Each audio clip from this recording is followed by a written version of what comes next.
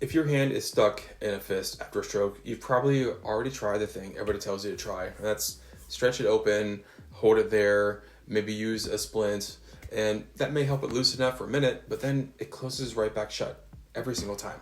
And after weeks of that, or months, you may start to wonder if you've just been given the wrong information, and you probably have.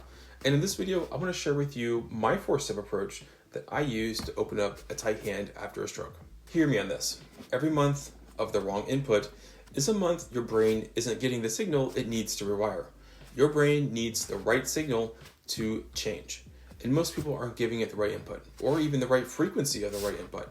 And eventually they conclude that they've plateaued and that recovery is done. And that's just almost never true.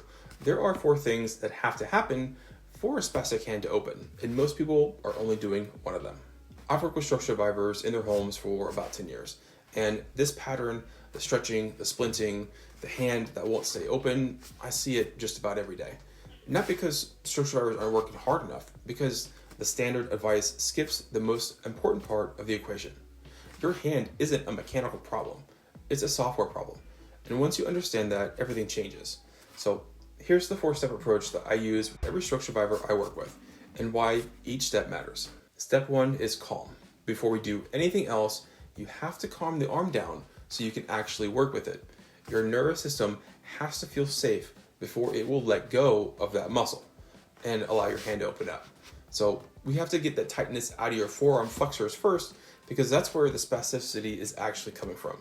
So when your brain detects a threat, and overstretching actually absolutely registers as a threat, it tightens the grip. And that's not a failure, that's protection.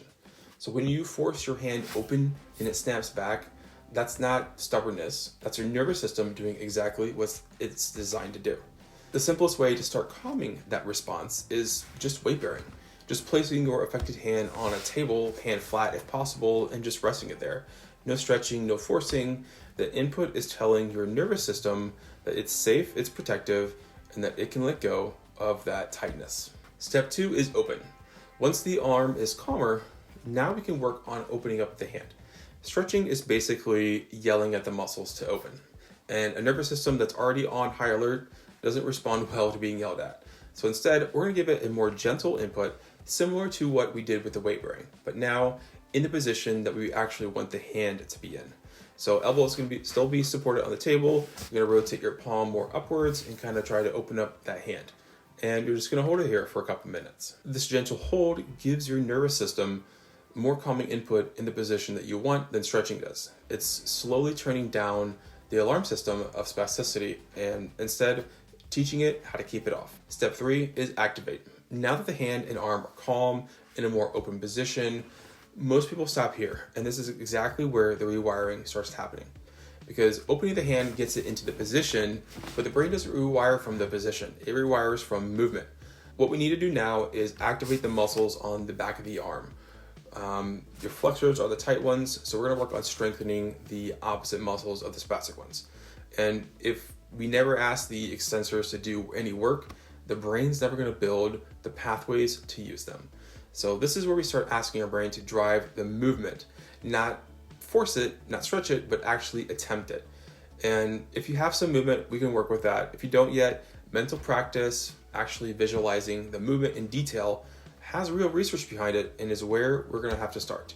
So activate is where the rewiring actually starts happening. Step 4 is integrate. And this is the step most people never get to. And it's the one that actually makes the changes stick. Because your brain doesn't just learn movement, it learns movement in context. And most programs just stop at open and call it done. But without integration, the brain is never going to learn to use what it just practiced. So for example, if we're working on wrist extension, a functional task would be getting that wrist extension while reaching forward to grab a cup. So this is where recovery stops feeling like exercise and starts feeling like getting your life back. So these are the 4 steps: calm, open, activate, and integrate. And the reason most people aren't making any progress is that they're probably only doing 1 or 2 of them, maybe. But knowing the steps isn't enough. Your brain needs the right input at the right frequency and done consistently to rewire. And that's what I built my open hand protocol around. It's 1 daily routine with all the reps and steps you need so that your brain is getting exactly what it needs every single day to begin opening up the hand. So if you're finally ready to open your hand, to hold a cup of coffee, to reach for someone you love, the open hand protocol is the next right step. You can check it out in the link in the description.